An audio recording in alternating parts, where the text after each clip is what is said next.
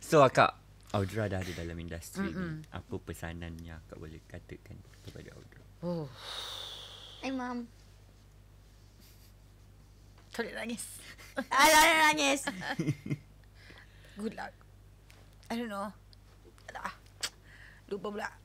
Kenapa kak sebenarnya? Apa yang tersimpan tu? Tak ada tersimpan je, alamak. Dia It's macam, oh my it's god, scary world. my daughter is growing shit. up. Slipping through my fingers. Tak tahulah. Good luck je, tak tahu. Macam we just follow with the flow.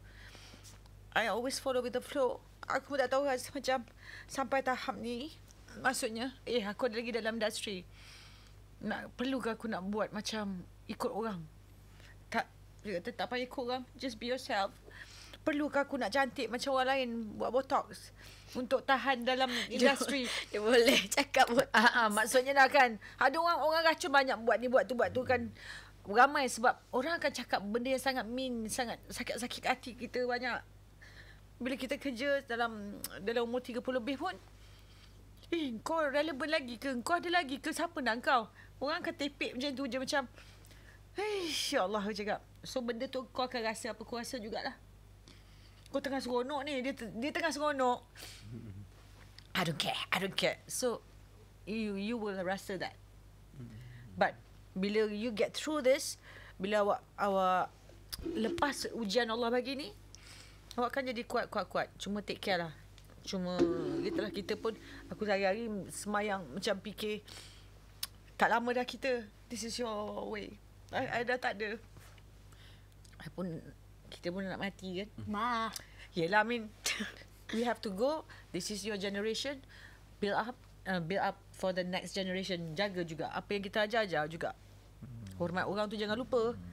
Akak menangis adakah sebab akak risau Oda akan menerima satu kecaman ataupun hinaan yang teruk apabila jadi selebriti? Itu semua kena. Itu kan semua kena, dia akan rasa. Tapi saya cuma minta, sebab budak-budak generation sekarang ni tak kuat sangat kan. I tak rasa dia orang boleh kuat, tapi saya minta dia orang kuat lah. Jangan lebih ke cenderung ke apa, yelah nak bunuh diri ke, nak makan pil ke apa tu semua. I'm scared because they are so soft. Dia macam semua benda nak mengadu. Semua mengadu kat social media. I kesian. Kita orang semua penat juga. I pun penat juga. Tapi cuma macam kesiannya apa jadi dengan generation sekarang ni. Macam nak cakap lembik, memang lembik. Tapi kerana I ada juga jumpa yang bagus. Bagusnya mak orang ni. Ada yang tak ada bapak, ada yang tak ada mak, macam-macam. Tapi dia orang kuat. I punya kawan pun ramai yang ibu tunggal kan. Raja Azura tu semua.